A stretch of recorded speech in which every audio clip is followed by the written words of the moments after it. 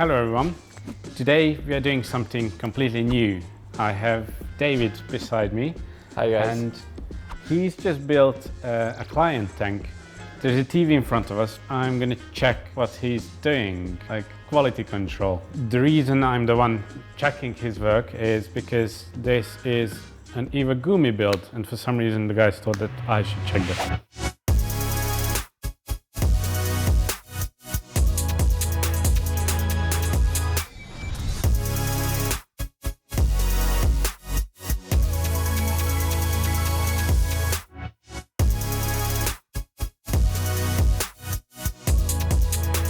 These rocks are really heavy, so we figured out that we should add some safety things under these because we have to make sure the glass is safe.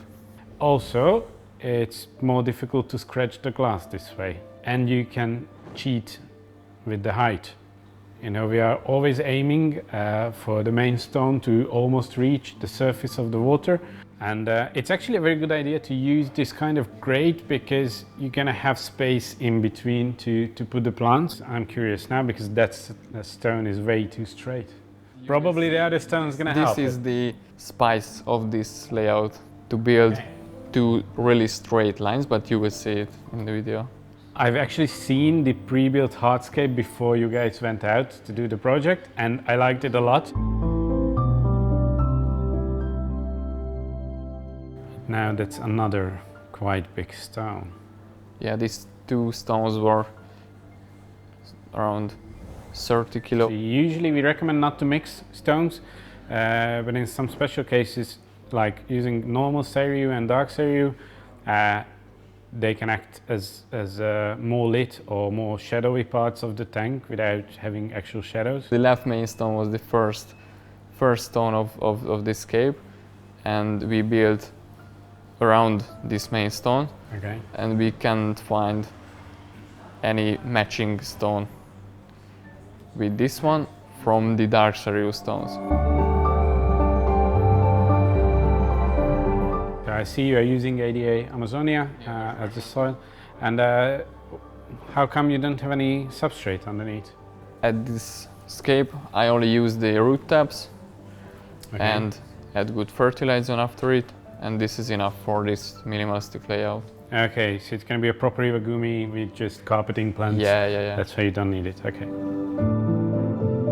Well, so far so good. Now the weight of the hardscape is definitely in the 2/3 of the tank, so golden ratio used well in here. Yeah. Not the symmetrical stuff that you thank wanted you to do last time. What if we don't use the normal golden ratio type building? Makes something like a symmetrical scape.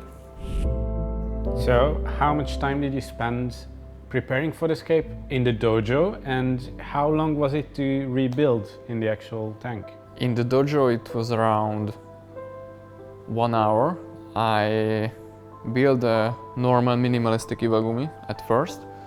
We checked it with the client and he said that it's really nice, but we have to add something special to the scape. And after it we figured out, what if we keep the minimalistic scape and add some kind of valley or canyon to the golden ratio point. Okay, so the gap in between that wasn't originally part of this part wasn't in the original plans. So these two rocks actually touched. I started to build the back of the scape, and it turned out it's too much soil for the hardscape.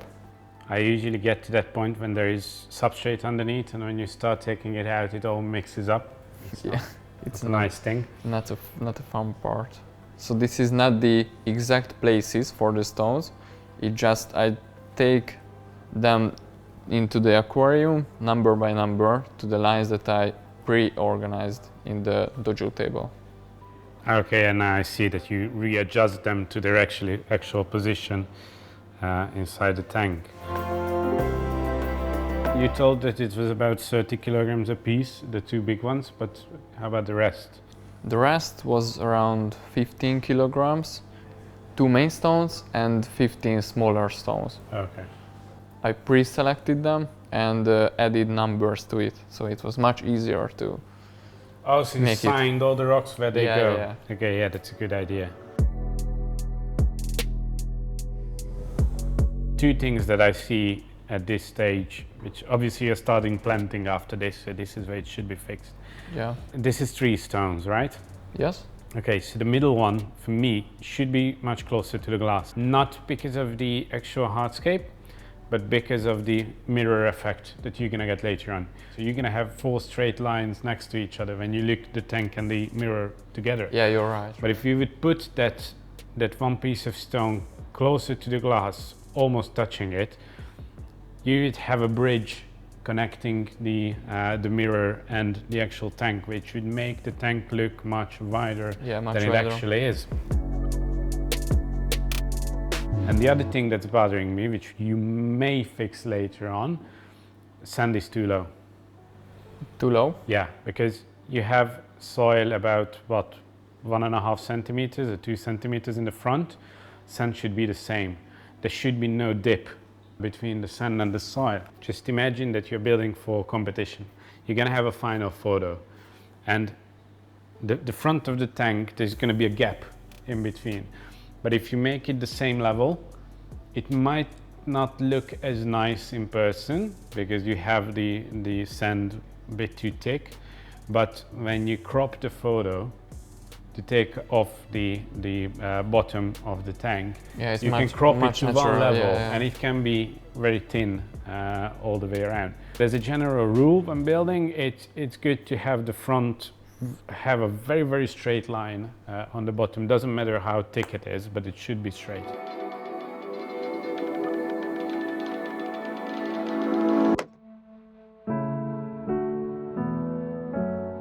And now we get to the actual planting. So the main plant of the scape is Hemigrammus Cuba. Okay.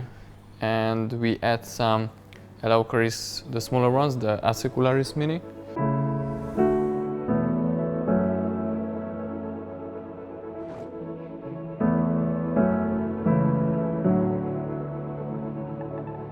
After it, we go to the detailed part. We started to add some smaller bunch of the Eleocharis.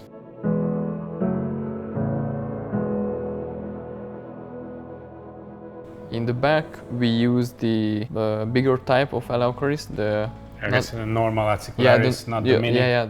Okay, so that's Cuba all around in the front with some Eleocharis mini in between the rocks.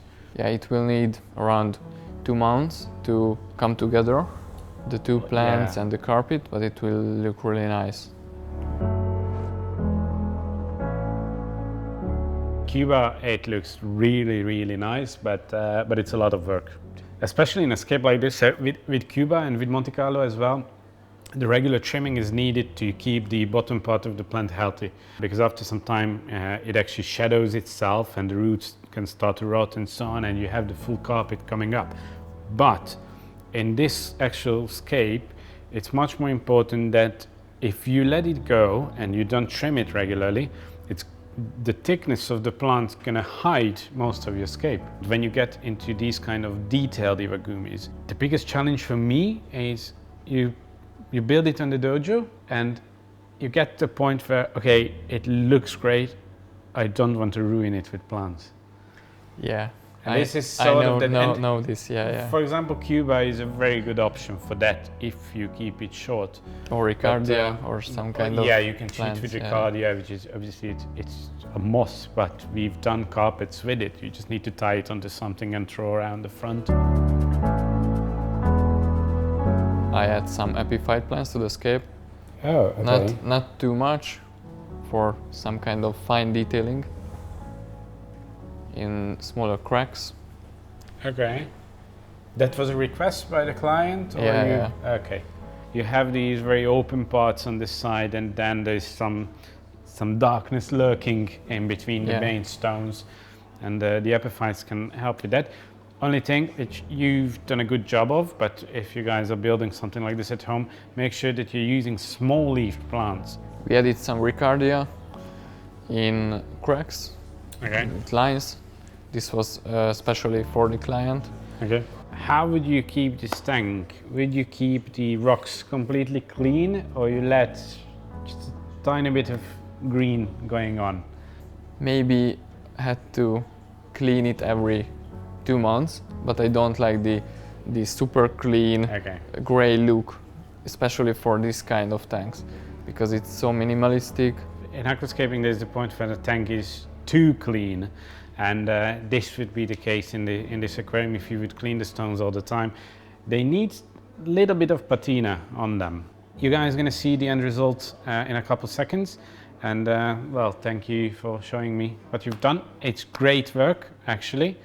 I'm really curious how it's going to look in a couple months' time when it all gets together. Thank you guys for joining us, and see you next time. Goodbye.